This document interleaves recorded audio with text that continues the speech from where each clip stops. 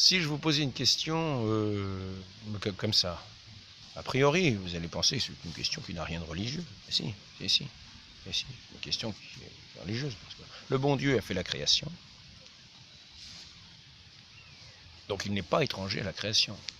Tout ce qui tient à la création tient aussi à notre Seigneur. On ne peut pas être dans la création, contempler la création sans faire le rapport avec le Créateur. Donc quel que soit le sujet que vous abordez, il faut toujours au moins rendre grâce à celui qui l'a créé, le remercier, voir les choses dans ce qu'elles sont, qu'il a faites, dans la vérité, dans la vraie lumière. La vraie lumière, vous voyez, quand on regarde, vous voyez la terre éclairée comme ça le jour, vous allez jusqu'à l'origine, vous voyez le soleil, vous allez partir de la lumière des plantes, la lumière des arbres, la lumière des nuages, la lumière qu'il y a sur les animaux, les oiseaux, puis vous regardez ensuite, puis vous voyez aussi la lumière du soleil. Vous allez jusqu'à l'origine. Et puis derrière la lumière du soleil, vous avez la lumière plus grande encore du Créateur qui a fait le soleil. Et donc, tout sujet a son importance. C'est pour ça que nous devons nous intéresser aussi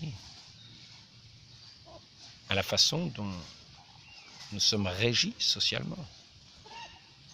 Qui sont ceux qui font les lois? À qui obéissent-ils? Une question importante. À qui obéissent ceux qui font les lois? Il faut se poser la question.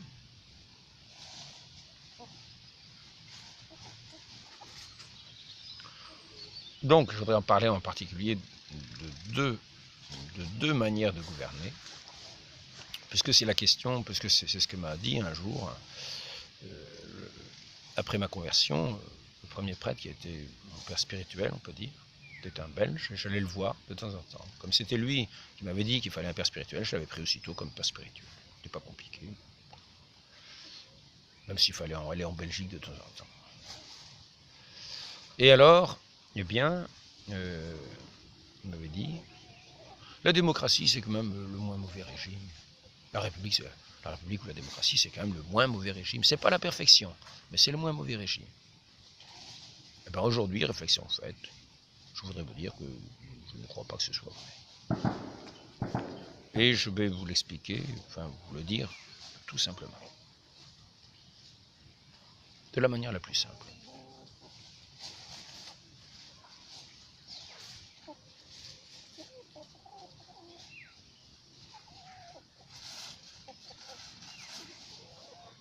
Il faut savoir que, comme je viens de vous le dire tout à l'heure au sujet de la création,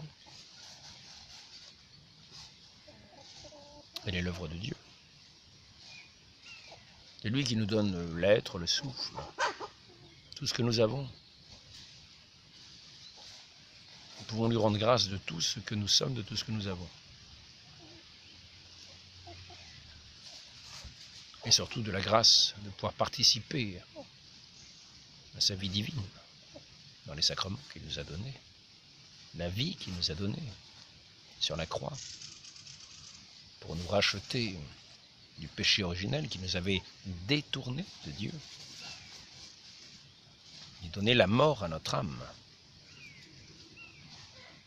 pour progresser sans cesse dans le péché croissant qui se répandait comme une mauvaise graine, comme un ivraie.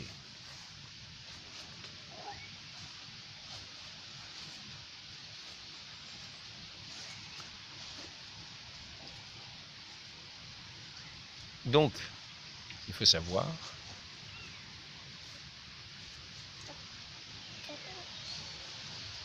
quand il y a un régime politique, quel rapport il entretient avec Dieu?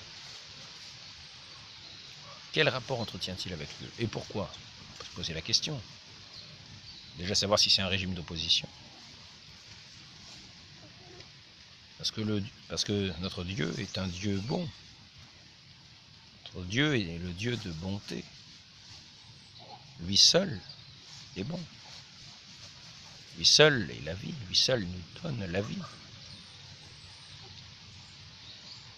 Donc il faut savoir de savoir si le régime politique que nous avons nous permet d'être à l'écoute du bon Dieu. Et le plus juste par rapport à lui, et dans le domaine de la justice, quand on regarde le catéchisme de Saint Vincent, il nous explique une chose, il nous dit la chose suivante. Quel est le premier commandement? C'est d'adorer Dieu. Qu'est-ce qu'adorer Dieu? C'est le reconnaître pour ce qu'il est.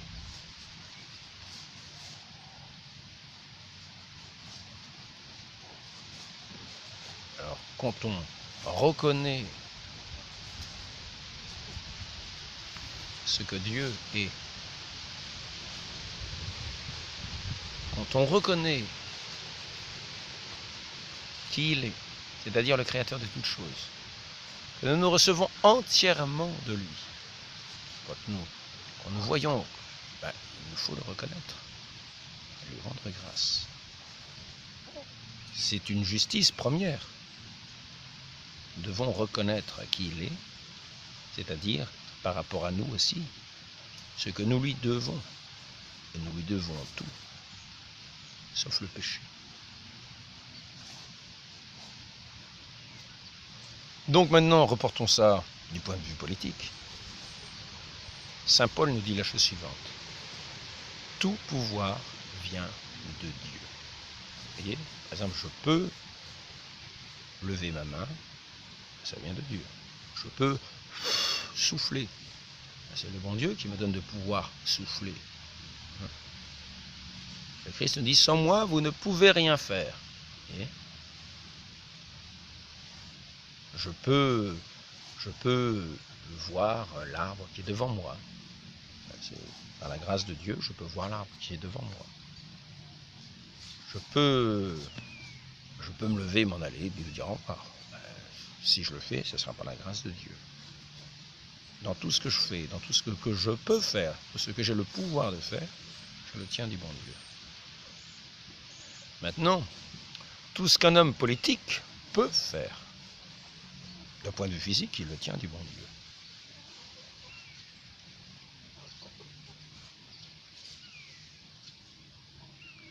Maintenant, la justice, quand on tient un pouvoir public, politique,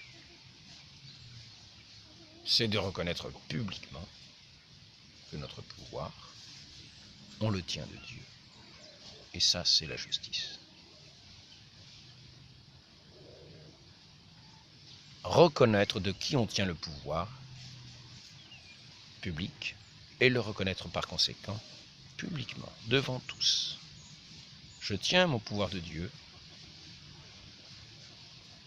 et je lui rends ce devoir que de reconnaître devant vous tous que je tiens mon pouvoir de lui. Ce n'est pas par moi-même, je ne suis pas un Dieu. Non, ça serait, vous voyez, une insulte faite à Dieu. Ce serait une insulte. Le pouvoir que je le tiens de Dieu et je le reconnais devant tous. Ça, c'est la justice. Maintenant,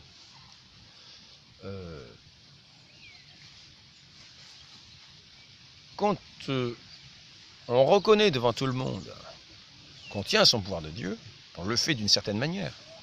Il faut l'affirmer d'une manière la plus solennelle possible, celle qui convient le mieux à celui qui est notre Créateur. Donc de la manière la plus solennelle, la plus belle que l'on puisse faire.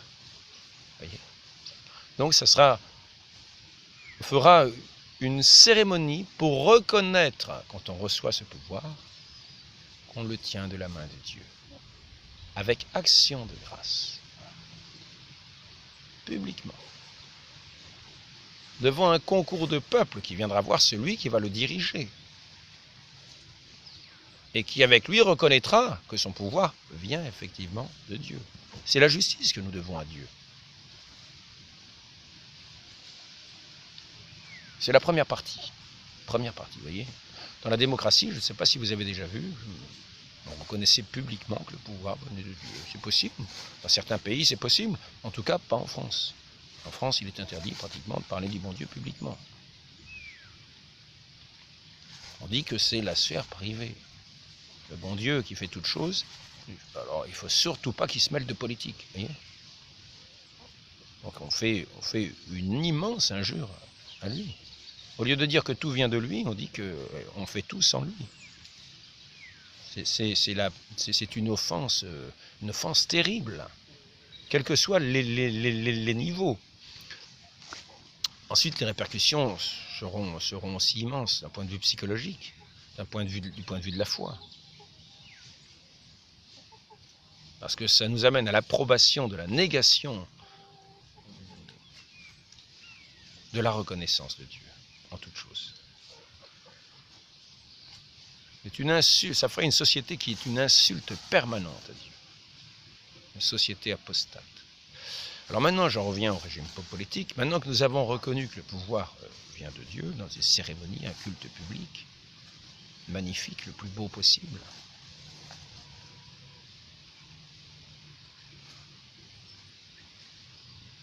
Eh bien, maintenant, tant qu'à faire, puisque tout pouvoir vient de lui, on va lui demander une grâce, celle de bien gouverner. On va lui demander la force de bien gouverner, l'esprit pour bien gouverner. Et c'est là qu'intervient un deuxième élément, c'est-à-dire l'onction divine. Et c'est là qu'intervient cet élément extraordinaire qui a servi à l'onction divine au sacre de Clovis, la sainte ampoule, portée par une colombe. La foule était tellement dense que on ne pouvait pas aller chercher l'huile de l'onction. Et donc une ampoule a porté l'onction royale à l'évêque Saint-Rémy, qui a pu oindre le premier roi franc chrétien, qui était la naissance de la France chrétienne. Le baptême de Clovis. Il y a eu le baptême de Clovis, il y a eu aussi, après ça, l'onction royale.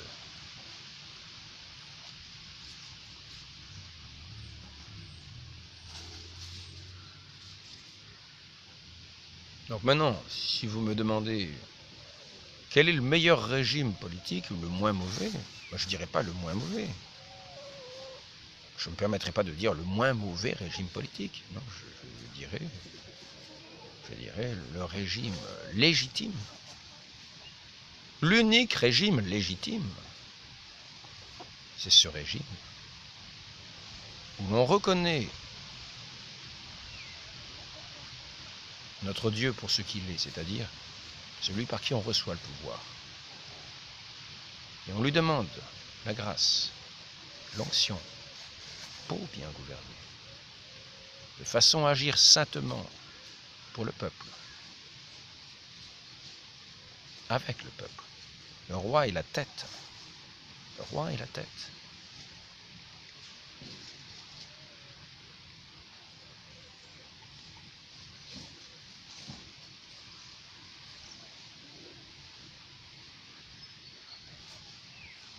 Alors, maintenant,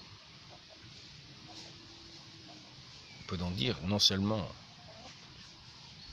c'est le moins mauvais, mais c'est, je répète, le seul régime, le seul pouvoir légitime, c'est-à-dire juste.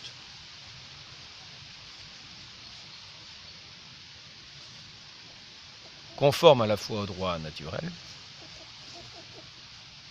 qui reconnaît notre nature humaine en dépendance à son Créateur, dans une union, dans une on pourrait presque dire une collaboration, une union intime, voulue de Dieu.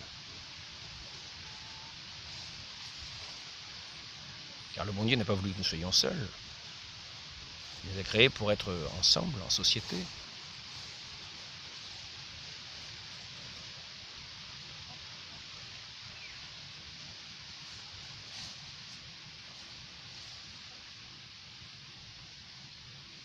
Donc cette onction va participer à se répandre dans toute la nation. Cette onction que le roi a reçue, que la tête a reçue, le corps tout entier, d'une certaine manière, va aussi y participer.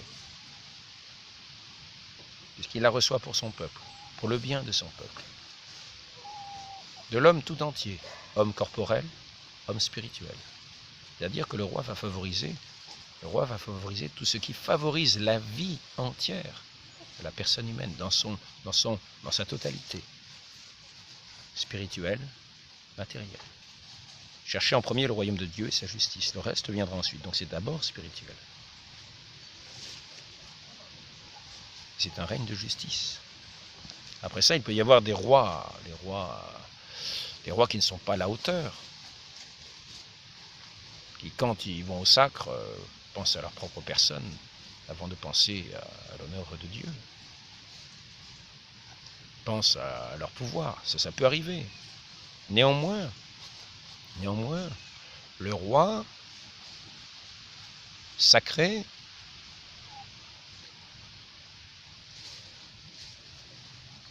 de l'onction divine par les ministres de l'Église, qui sont les ministres du Christ, vrai Dieu et vrai homme, qui s'est incarné pour nous donner la vie et que nous en vivions à titre personnel.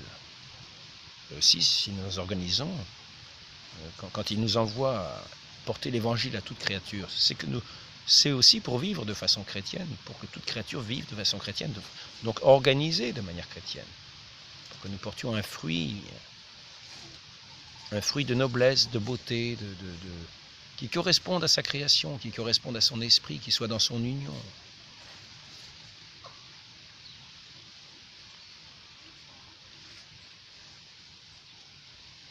Alors après ça, il ne reste plus qu'à remettre la couronne. Parce que voulez-vous de plus? Le sommet du pouvoir est ici. La reconnaissance de Dieu, l'onction de Dieu. Il ne reste plus qu'à recevoir la couronne qui signale la royauté humaine reçue de Dieu. C'est un pouvoir de droit divin. La couronne est posée sur la tête par l'évêque. Maintenant, je voudrais vous lire un petit passage qui va vous montrer quand même. Je reprends le livre que je vous ai présenté déjà. Donc, il s'appelle Paul del Perugia et le livre s'appelle Louis XV, le bien-aimé.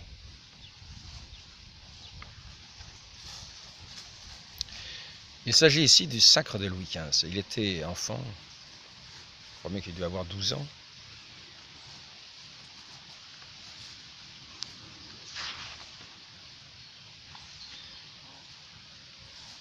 À l'origine de la monarchie franque, le chef élu était élevé sur le pavois, principe auquel étaient demeurés attachés nos derniers états généraux. Le Parlement, aussi bien que la masse des fidèles, accepta alors, par un respectueux silence, cet enfant intronisé, selon la coutume française, à la fois ecclésiale et plébéenne. L'action liturgique, marquant un des sommets du sacre, correspondait à la volonté populaire, à la doctrine constitutionnelle exposée par notre tiers-état.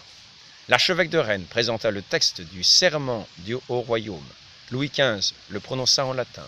Il faut entendre sa voix enfantine dans la vaste résonance cosmique dont sont aujourd'hui démunis nos systèmes politiques. Lorsque le roi enfant eut prononcé son sermon,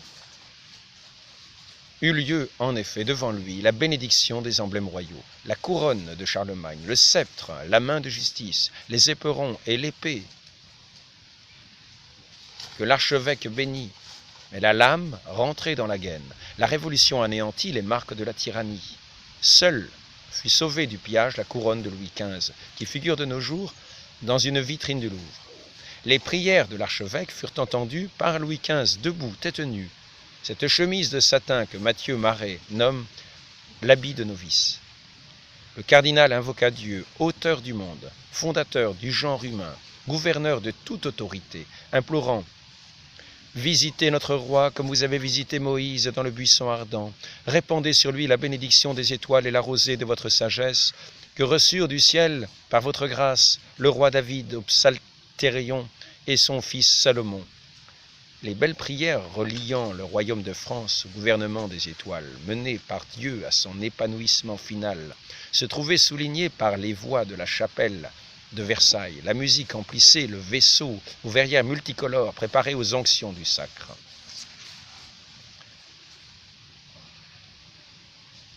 Elles allaient introduire Louis XV dans le temps politique, matière première de son devoir.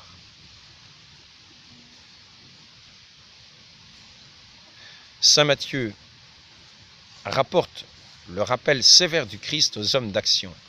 L'aspect du ciel, vous l'interprétez bien, mais pour les signes des temps, vous en êtes incapable. Le charisme du sacre introduisait précisément à cette intelligence. La liturgie demandait à Dieu de bénir le jeune Louis XV, comme l'avaient été naguère les grands patriarches Abraham, Isaac, Jacob, tandis que, dans une suite d'oraisons, l'archevêque a imploré de nouveau le Dieu Tout-Puissant d'accorder le bonheur au roi et au peuple qui lui est confié. Alors seulement l'archevêque, le peuple et le roi, ayant prié ensemble, le Créateur du monde, put intervenir le sacre. Comme pour la consécration des évêques, l'archevêque tint la patène sur laquelle se trouvait le Saint-Crème. « Je te oins, dit-il à Louis XV, avec cette huile sanctifiée, au nom du Père, du Fils et du Saint-Esprit. » Successivement furent tracées les premières onctions sur la tête, sur l'estomac, entre les épaules, sur chaque épaule, aux plis et aux jointures de chaque bras. Dieu, dit-il dans une ample prière politique, qui avait voulu, par le déluge, châtier les crimes du monde, et montrer ensuite votre volonté de paix par l'envoi d'une colombe, qui par la même onction avait préparé les prêtres, les rois et les prophètes au gouvernement du peuple Israël. Daignez bénir votre serviteur Louis, et faites qu'il donne, à l'exemple de la colombe, la paix à son peuple. Du laïc qu'il était, le roi de France devint alors un être sacré. Les ouvertures de la chemise ayant servi aux 7 onctions furent fermées. Louis XV se leva, son chambellan le revêtit de la tunique, de la dalmatique liturgique et du grand manteau royal pour recevoir les 2 dernières onctions sur la paume des mains offertes.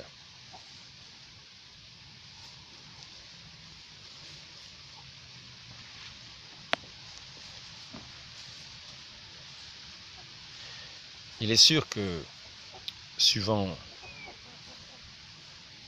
la personnalité des rois, ils pouvaient plus ou moins correspondre à cette onction, comme aujourd'hui. Ceux qui sont présidents de la République, c'est-à-dire de ce monde qui ne reconnaît rien du tout du pouvoir de Dieu, rien de son action sur la création, rien de ce qu'il est, qui le nie au plus complet, au sommet. C'est-à-dire que au lieu d'avoir le couronnement, qui est la reconnaissance parfaite de la royauté de Dieu, en toute chose, eh bien nous avons au contraire son dénigrement le plus total. Au nom de lumière toujours plus avancée, de lumière prétendue, qui réduisent notre pauvre humanité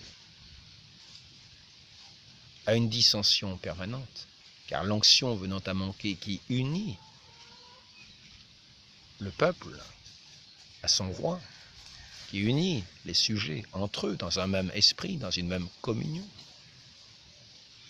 Nous avons les divisions permanentes, division des partis, des haines intestines.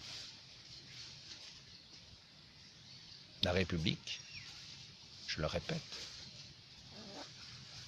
n'est pas de haute noblesse du cœur. Non. La République ne porte pas une couronne reçue des mains d'un évêque au nom de Dieu, qui signale l'honneur de Dieu et son pouvoir en toute chose. La République, c'est la congrégation de tous les ennemis de Dieu.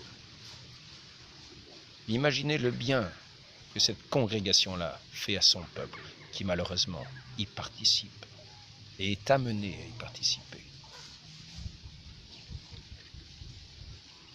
Je vous invite à prier pour retrouver un saint roi de France,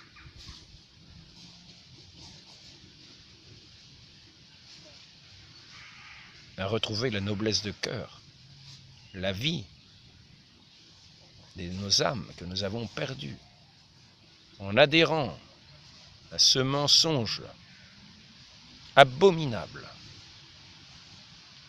que la République a prétendu faire régner au nom de fausses lumières.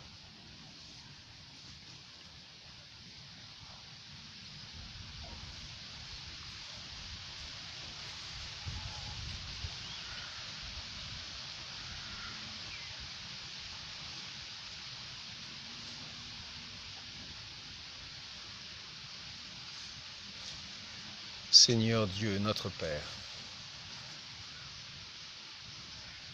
veuillez accorder à votre peuple un roi qui puisse étendre votre onction sur tous ces sujets et retrouver le chemin de la grâce.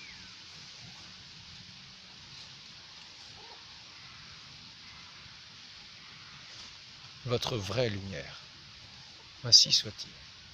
Au nom du Père et du Fils et du Saint-Esprit, ainsi soit-il.